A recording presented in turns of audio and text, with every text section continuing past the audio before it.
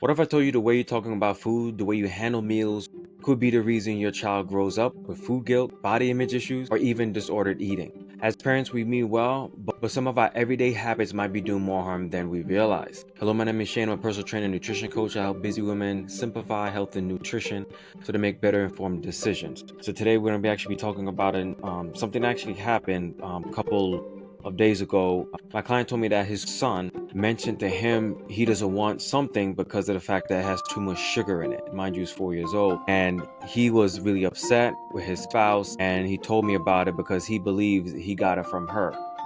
The child got it from that phrase or that belief from her. So we're going to kind of talk about some things you should actually be careful of when it comes to talking to your kids, when it comes to food and stuff like that, different habits, so we don't do harm, maybe not now, but could be harm later on.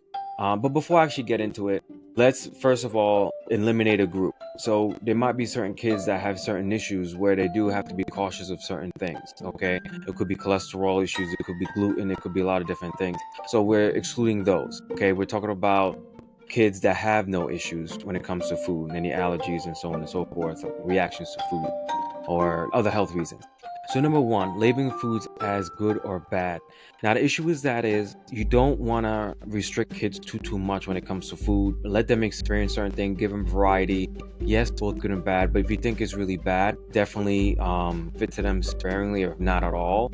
But like, don't say they're bad. Just say, oh, you might not like that. It's too spicy or something like that. That's what I usually say with Logan, my son. I tell him, oh, spicy, you wouldn't like that, that kind of thing.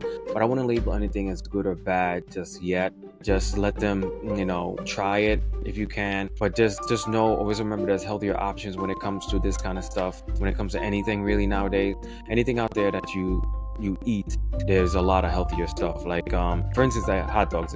But there's the bad version of hot dogs and there's the more healthier version of hot dogs. So try to think about it like that and try not to use those words as good or bad foods. All right, because at the end of the day, kids are gonna eventually eat anything that you probably say them, tell them not to. So if you let them have it, now to kind of see how it is and maybe give them other options. Okay, so talking negatively about yourself, your body, and yourself, and also talk about dieting around your child. So children, of course, remember, absorb things. So anything you say, they'll pick up on. So you don't want to be critical of yourself, because if you're critical of yourself, your child's going to be critical of themselves as well. And that could lead to a lot of problems later on in life. If anything, if I had to put these in order, which are not in order, that should be number one. Just be careful how you talk, how you do your self-talk in front of your child. I mean, if it's a habit that you have to break that habit for your child's sake. And here's an interesting one. Number three, if you can't involve your child in food preparation or decisions. So let's say you decide to have spaghetti and meatballs. You have the child help make the food. Set time, make homemade food together. I mean, for instance, though, going back to the good or bad foods, maybe the child wants pizza. So they said, okay, we had pizza tonight. Let's make spaghetti tomorrow and we'll make it together, as a family, that kind of thing. So that's good. And then the bad, I'm not saying spaghetti and meatballs, you could say it's healthy, say it's not. It's up to you. But for example, spaghetti and meatballs. If anything, should be definitely number two. But like I said, there was no order. Shaming or commenting on the child's body or weight. Okay, that goes without saying. I know somebody that calls his son fat boy, and the child, I think it started maybe he was 5 or 6 years old, and I think it's been like, it's not my place to say, don't say that to your child. It's not my child, and all these advice I'm giving is up to you if you want to do anything with them. I'm just giving my professional opinion. Doing this for almost 15 years. So shaming or commenting on your child's body or weight, try to avoid that the best that you can. Don't let that happen at all, because that's going to be some trouble later on in life. Okay, so the last one I have to say is don't let coaches be the ones that teach your child about nutrition. I'm not saying they don't know anything. If you don't know yourself, fact check it. Talk to a nutritionist or have your child talk to a nutritionist.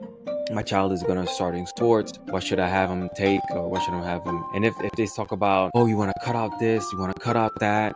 I mean, honestly, if a coach says that, that's a red flag. If it's soda, I'll say, yeah, fine. Stuff like that.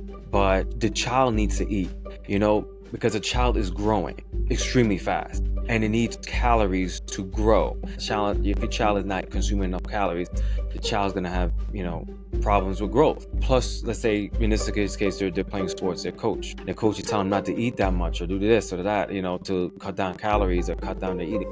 That is all bad. And you want your child to grow and become big and strong. So that's like with us. How do you build muscle? You build muscle by consuming amount of calories and consuming amount of protein. If your child is not doing that, they're not gonna be strong and perform at their best. It goes both ways for adults and children.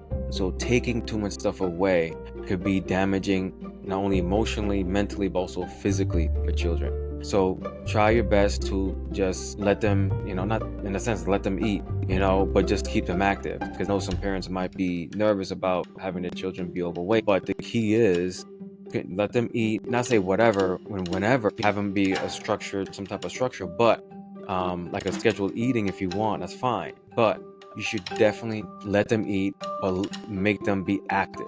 Okay, I know it's hard nowadays. You're busy with work, you're busy with all these things. The easiest thing is just put the child in front of an iPad or put them in front of a TV. And okay, I get that, but you have to find some way to get that child active before childhood obesity starts happening or whatever else negative thoughts you might be thinking that could happen to your child. So try your best not to prioritize yourself, but when you have kids, you have to also make time for them to be active as well, getting them in sports, some after school activities, whatever it may be, to kind of keep them moving, because that's really going to prevent them from being overweight or having weight issues as well. To kind of summarize, don't restrict your child too much for what they eat and just keep them active. That can go a long way. Okay, I hope this all makes sense. And I don't like to tell people how to raise their kids, but it's just advice. Do with it as you wish. But like I said, I've been doing this for 15 years now, and I work with kids and I've seen things, and it can be damaging. I mean, even in adulthood. I have a woman that's 60-something years old, and because of how her parents were with her about her body, it affects her now. So be careful. Okay, so I hope all that makes sense. Comment below, ladies, if this really resonated with you, or you've seen these kind of things firsthand. It's like I said, it's thinking about the future. I know you're worried about right now your child being overweight or whatever, but if you keep your child active, they'll be fine. If you get them out doing stuff, running around, they'll be fine. Okay?